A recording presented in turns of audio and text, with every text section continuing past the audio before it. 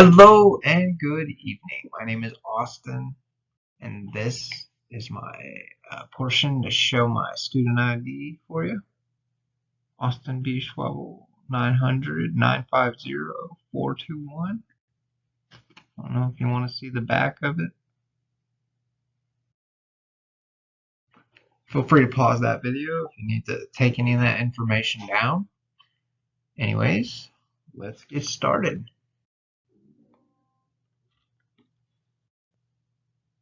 So the basis of my topic that I want to, get started talking to you guys about is how we got our modern criminal justice system.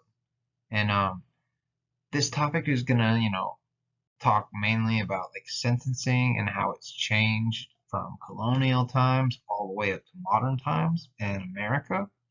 And it's going to, really take a, a non-biased approach to, both sides of like how things have been run and how things have been done. Um, my main goal is to, just paint a picture for people to like see why our criminal justice system is the way it is today. So we're going to be talking about colonial America. I wanted to like show you guys a little picture here. Um, it's going to be the first topic of our interest here. Colonial America is going to be where we started, right when we came from Great Britain over there. We started kind of coming over here to these colonies, and well, with the arrival of people began the need for a justice system. I mean, of some sort, something to,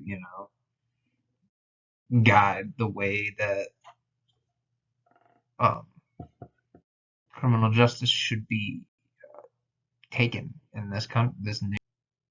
So yeah, during the early years in America and colonial times, um, this is like the 18th century. There are like you have to think there are a few penitentiaries at this time because they just haven't been built yet, and they weren't like we know today. It's just not the same kind of idea of how we house people today. It's not until the end of the 18th century that we actually start like getting more common penitentiaries. Um, in colonial America, it's like common for juries to be what's known as de facto. Um, they can commonly, you just commonly accept practice to decide their cases, basically. Like people were brought in front of like a group of a jury, basically, and that was who had the power to make the decision, like the community as a whole. Um, this doesn't mean that those decisions had to have any um, law basis. Like they could have just been whatever that specific area believed. Um, and it was commonly accepted to do this at the time, um, and they accepted this in the masses. So ultimately, the jury made the decisions around this time. They were authorized to give a verdict without any explanation, and they were also didn't like end up with a lot of middle ground. You resulted in a lot of capital offenses that resulted in death or freedom. You basically, your court, your case ultimately decided whether you were innocent or guilty, and innocent means life, guilty means death. Um,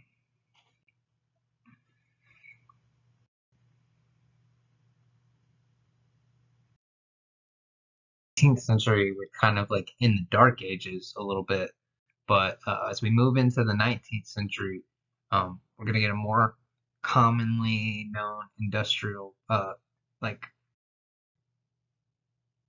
revolution of our court system.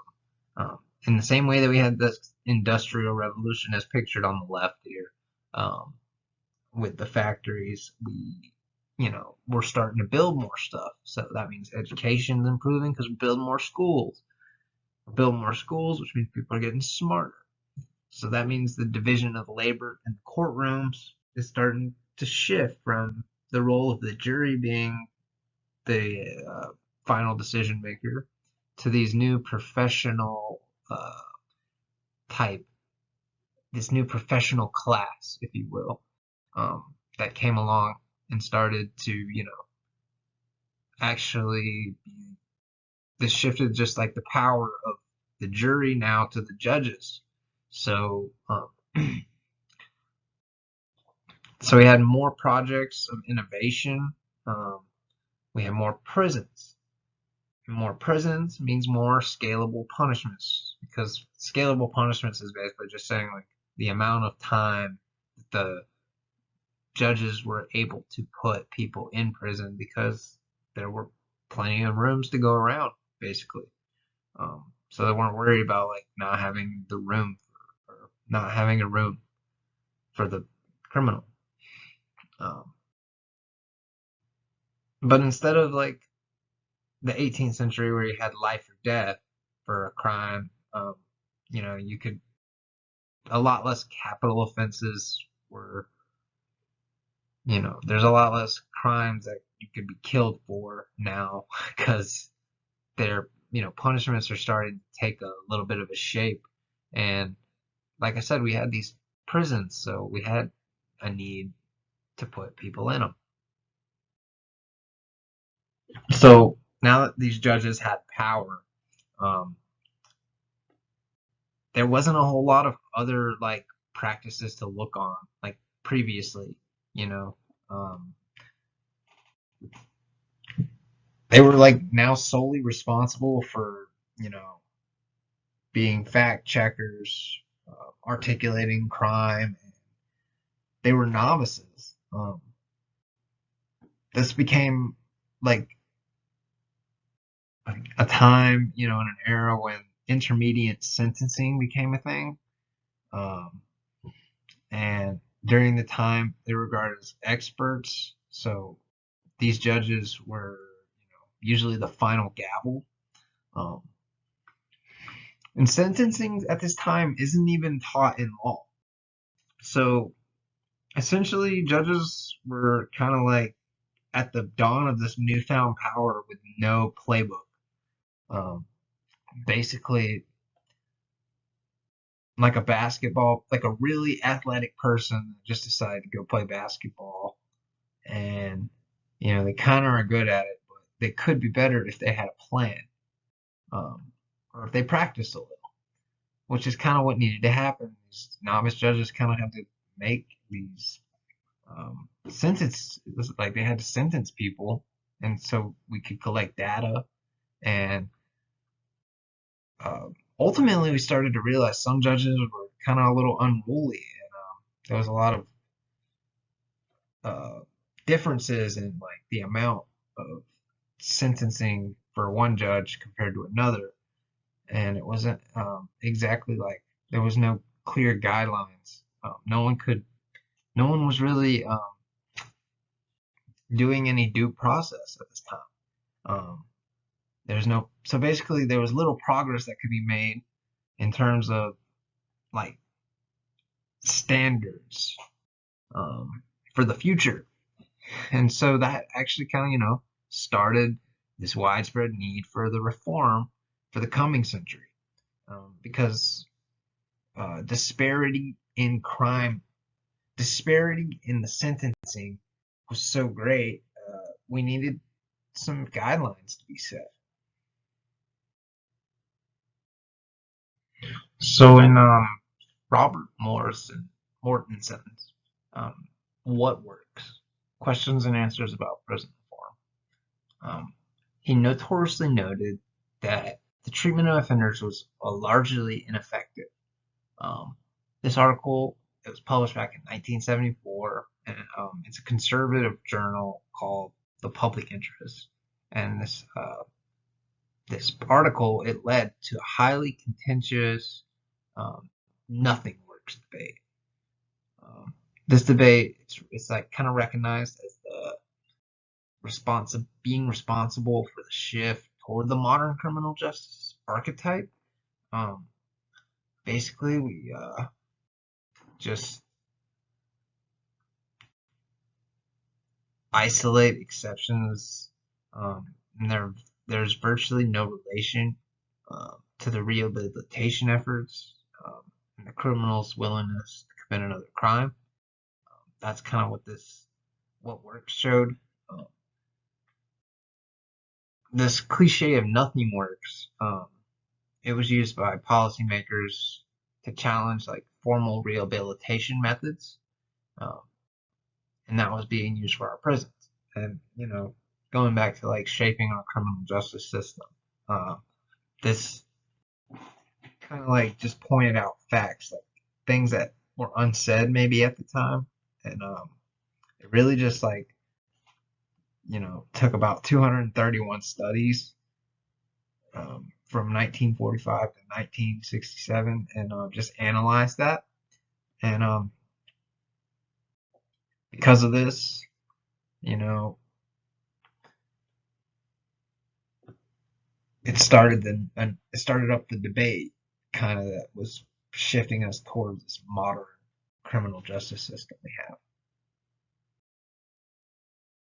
So since judges had these newfound powers and we started kind of like analyzing those disparities, it pushed for this reform of the guideline movement. Um, Basically, new laws were needed to be introduced. We needed to balance the criminal justice system because the disparities were just too great, and people shouldn't have to go to prison for way longer than another person for committing the same crime. Essentially, is what the thought process is behind this. So sentencing, we kind of like we kind of started to reform, and we became mandatory, mandatory minimums, mandatory maximums. This all happened, by the early 20th century, um, and reforms began to take place around this time. We even in 1987 introduced federal sentencing guidelines. Um, so that was a new type of law that would govern the system itself, essentially. Congress passed the Sentencing Reform Act of 1984. And that was the guidelines that brought on the creation of the Sentencing Commission. The commission basically is made up of several members, all of whom are expected, to have expertise in criminal justice. The commission's goal was to articulate a set of standards for sentencing, and judges were bound to these guidelines and had to impose sentences within the scope prescribed by the commission. So the scope was decided by these facts, and that was found during the sentencing. And this is kind of like the non-redelegation doctrine. Introducing United States v. Booker. So during the 19th and 20th centuries, when the judges had all the discretion, things started to change with these new court cases being brought and these new sentencing laws happening. The United States v. Booker case overturned the once binding guidelines set by the commission. The hope was that because the commission was not elected, that they would be unafraid to make unpopular decisions without the fear of public outcry or the influence of public opinion. However, power for setting the standards has clearly stated to be the job of Congress, and that's laid out in the Articles of Confederation. So the Booker courts reassign discretion of sentencing policy back to the district courts. The decision was based on a case of Apprendi versus New Jersey. The court argued in both cases that if the sentence is increased beyond the statutory maximum, it must be brought before a jury trial. This is basically saying that the court needs you to have a maximum and a mandatory sentence. But the court argued that because of, the ruling of some of these cases, that this binding contract was no longer needed, basically. So as long as these judges stayed within the scope outlined by Congress, they were free to impose any reasonable sentence that they saw necessary. So a shift has now begun in American opinion, public opinion, a shift that is moving from the due process, the crime control model to the due process model. The crime control model kind of like emphasizes the presumption of guilt, while the due process model emphasizes the presumption of innocence. As we can see from the statistics, 54% of the public supported death penalties in 1972, and up to 80%.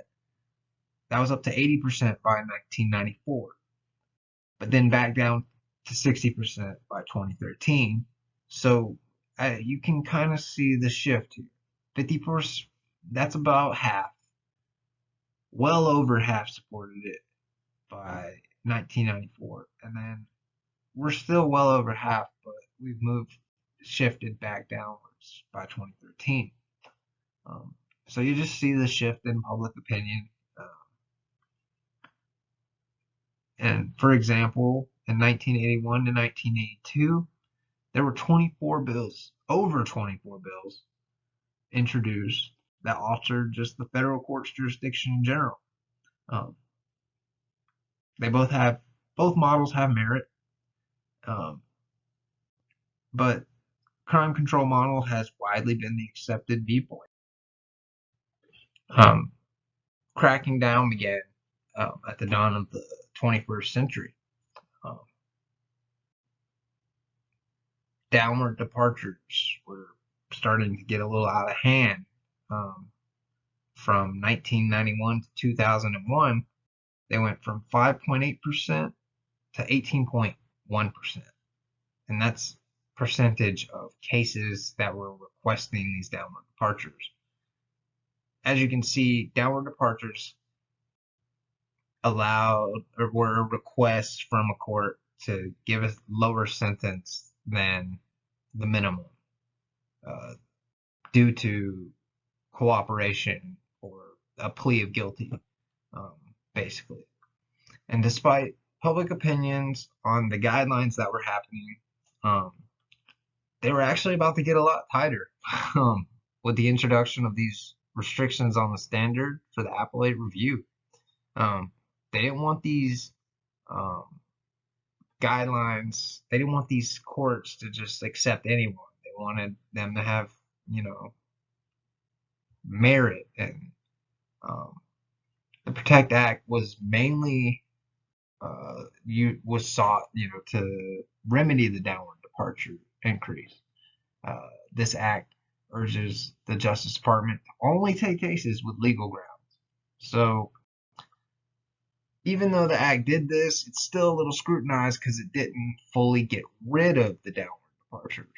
So that's kind of why it's a little scrutinized.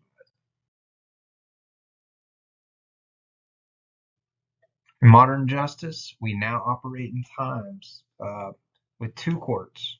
So we have two separate courts that are laid out, and that's the state court and the federal court.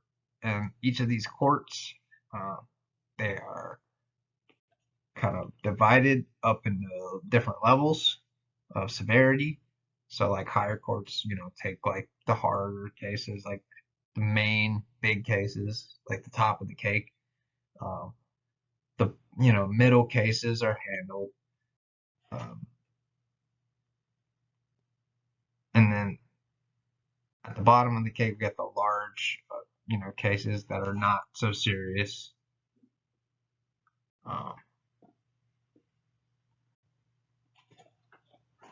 So state courts also have appellate courts. Now they're the ones that determine the basis of dismissal for a case. Federal courts also have many districts that are divided up between states. We have plea bargaining. That's a thing still. laid out guidelines on remedies, cases that need to be altered. Federal trials make it to jury. Often, few trials make it to jury. Uh, sorry. Judges' role is to interpret the law, find facts, and decide the outcome. Now, and we still have juries, and they still make verdicts. That's when the case is brought to a jury trial. The public and the government, they never seem to truly agree on the way things should be done. Each revolution, there's a protest and new legislation that changes the way we do things. And the public v government is not an actual case. I just kind of put that there. It's just like a visual, um, because public opinion is that kind of when you need a modern day spark. They always want that change to happen. Something's not going right. They want change. Government is mostly concerned with the restrictions and the mandatory and the maximum sentencing that they put. But most of all, the criminal justice system is a living, breathing entity that relies on doctrine to dictate the way it lives. The public show that they are not easily pleased. Recently, as the George Floyd protest, we see a shift from belief that the correctional facilities should house people to certain crimes. This can be seen with states recently legalized certain narcotics that have yet to decriminalize the federal courtroom. With the recent pandemic, new questions of how much power a government must ensure the safety of the population. We experience for the first time in our lives the ability for the government to shut everything down.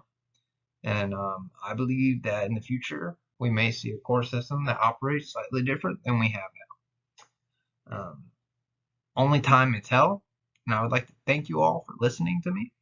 And enjoy the rest of your days, your evenings, or your nights. Whatever you guys are doing, have a great rest of your time.